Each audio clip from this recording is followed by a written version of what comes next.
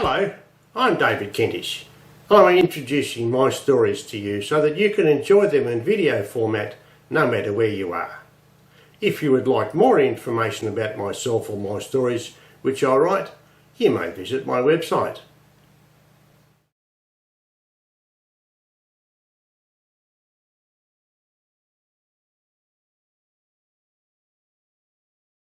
Beside the Billabong. After the five bush friends had such a terrific adventure in the cave, let's have a look at what they get up to in this chapter. Chapter 6. When breezes blow, the kite flies. Today Warrigal and his friends decide to make a kite. Well, my dad told me all about kites. He told me how to make a kite and how much fun it can be to play with once we have made it.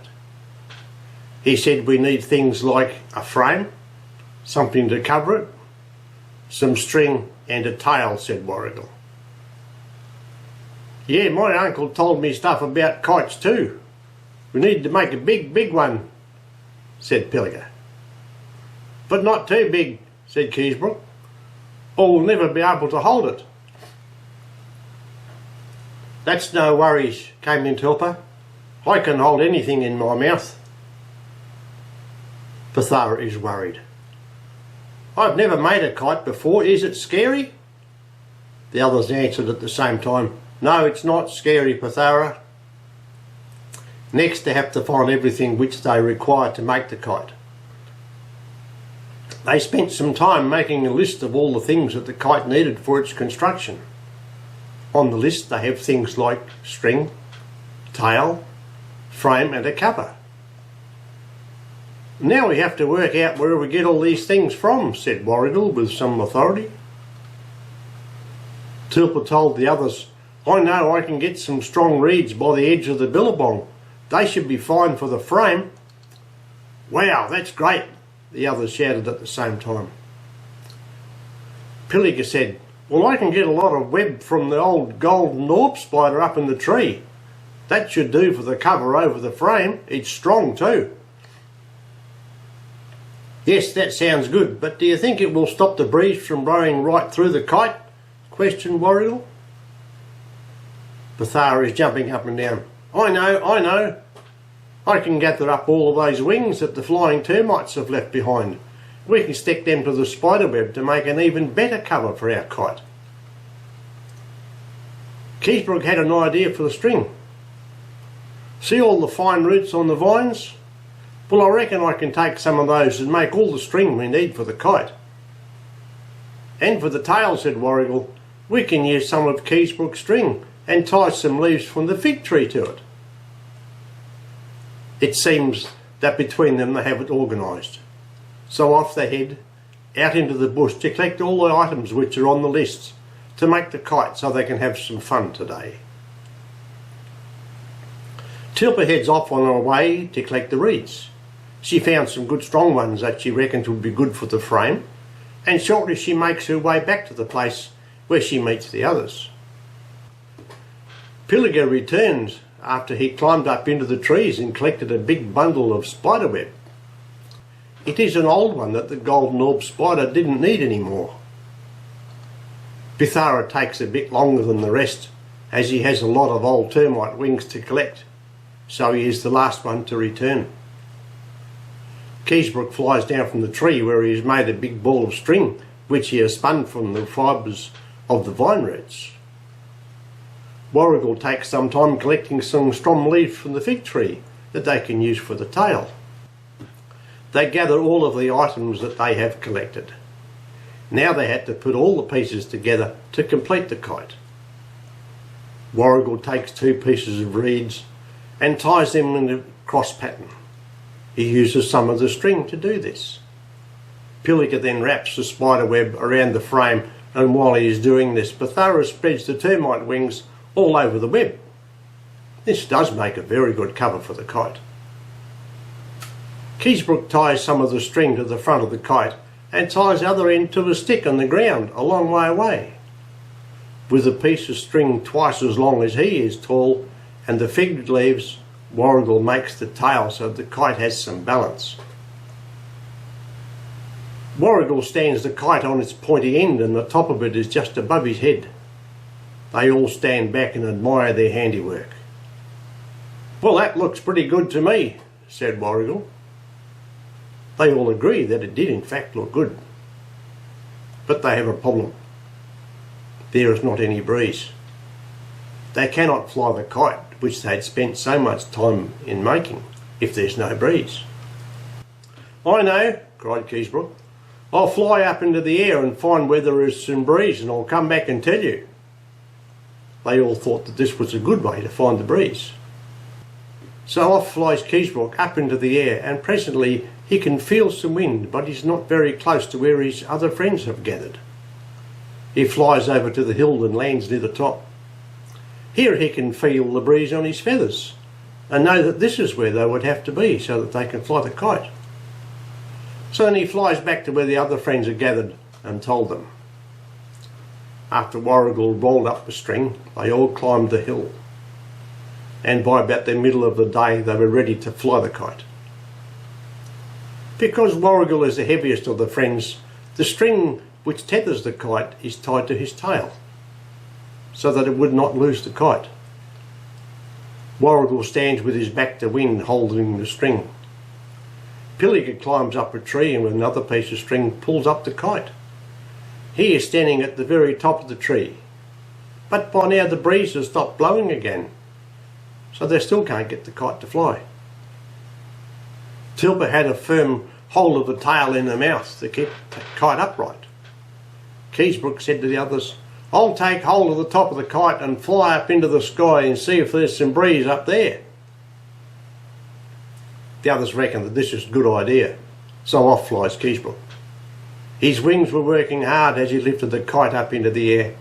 He couldn't go too high because Tilpa still had a hold of the tail. The breeze is too light for the kite to fly, but just as Keysbrook was about to let go of the top of the kite, a strong gust of wind takes it out of his bill, and he can do nothing but let it go. Up in the air goes the kite until it pulls on the string which is tied to Warrigal's tail. He can feel the tug of the kite as the string pulls. Tilpa has a firm hold of the tail of the kite, is whisked up into the air at a fast rate of speed. The others can see her flying up into the air and yell to her, "Hang on tight, Tilpa!" So Tilpa has to hang on tight so she won't fall to the ground and hurt herself.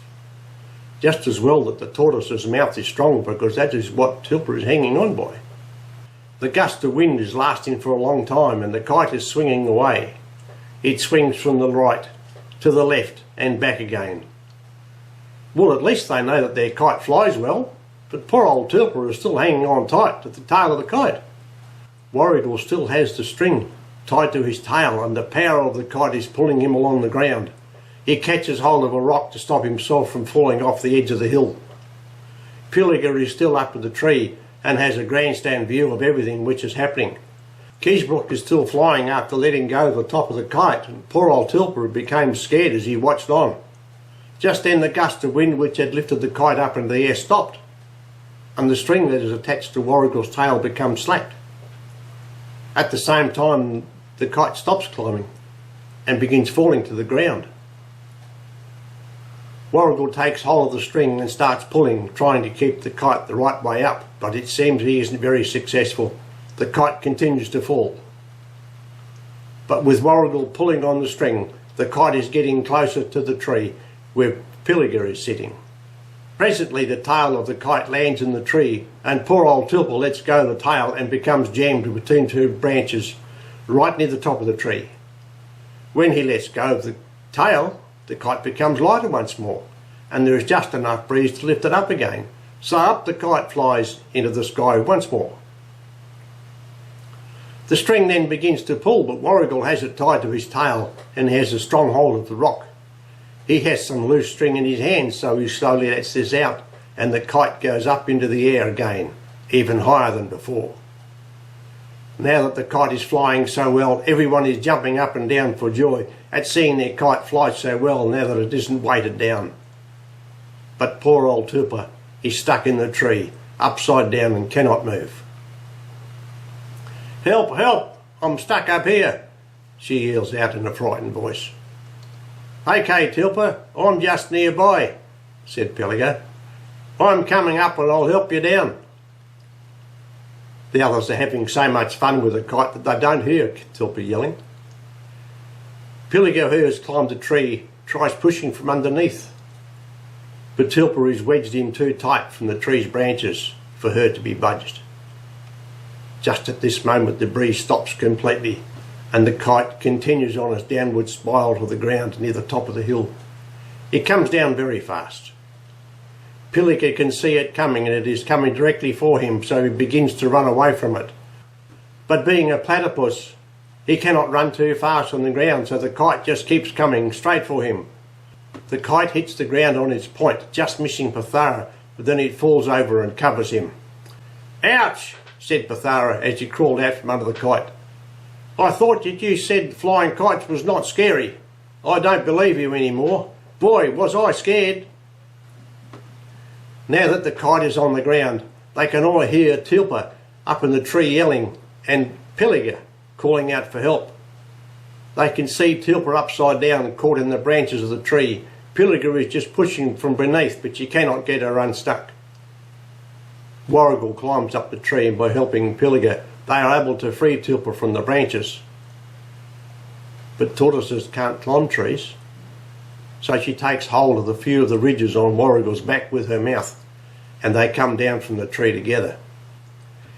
Now that everyone is safely on the ground, they gather around the kite to find out if it could still fly. But it is completely smashed when it hit the ground. The reeds of the frame were snapped.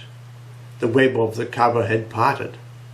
The termite wings had mostly fallen off, and most of the fig leaves on the tail are torn, but the string is still okay. Pilliga said, I reckon that we've had enough fun for one day. Pathara yelled, yeah, and it was scary too. Tilpa, who didn't like heights, said, yeah, and I thought it was scary too. I don't like kites anymore either. Keysbrook said, I reckon we should keep the string for another time. Warrigal was the last of them to speak, as he shows his hands and tail to the others, and they could see the marks from the string as it had pulled tight. I think we'll find something else to do next time. As the sun is beginning to set, they all climb down from the hill and head off to their homes, as has been a very eventful day. They probably would have slept very soundly that night after all that fun. What do you think? Well, that's where we'll leave the 5 friends for today, but chapter 7's coming soon, so keep a sharp eye out for it.